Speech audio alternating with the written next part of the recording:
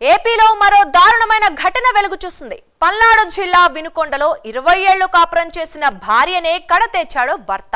పొలం పనులకు భార్యను తీసుకెళ్లి గొడ్డలితో ముఖంపై నరికి పరారయ్యాడు. భార్యపై అనుమానంతోనే చంపినట్లు కుటుంబ సభ్యులు అనుమానిస్తున్నారు. పోలీసులు కేసు నమోదు చేసి దర్యాప్తు చేస్తున్నారు.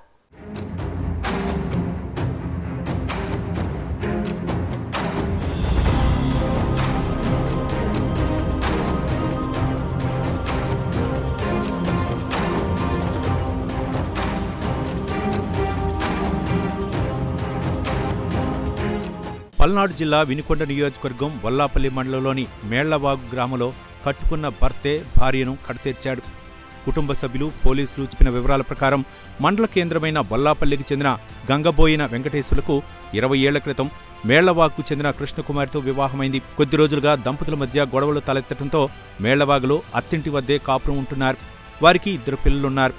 రోజు మాదిరిగానే సోమవారం పొలం పనులకు వెళ్లిన భార్యాభర్తలు తిరిగి ఇంటికి రాలేదు. ఈ విషయం పిల్లలు స్థానికులకు తెలపడంతో కొందరు గ్రామ పెద్దలతో కలిసి పొలం వెళ్లి చూడగా ఓ చెట్టు కింద ముఖంపై కత్తితో నరికిన గాయాలతో కృష్ణకుమారి మృతదేహం కనిపించింది.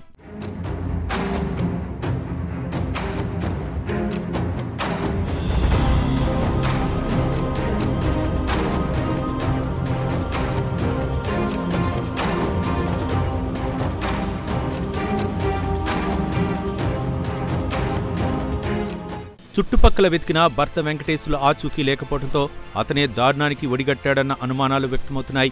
వెంటనే స్థానికులు బండ్లమోటు పోలీసులకు సమాచారం అందించారు. Rural CI Prabhakar Rao, SI Balakrishna సంఘటనా స్థలానికి చేరుకుని మృతదేహాన్ని పరిశీలించారు.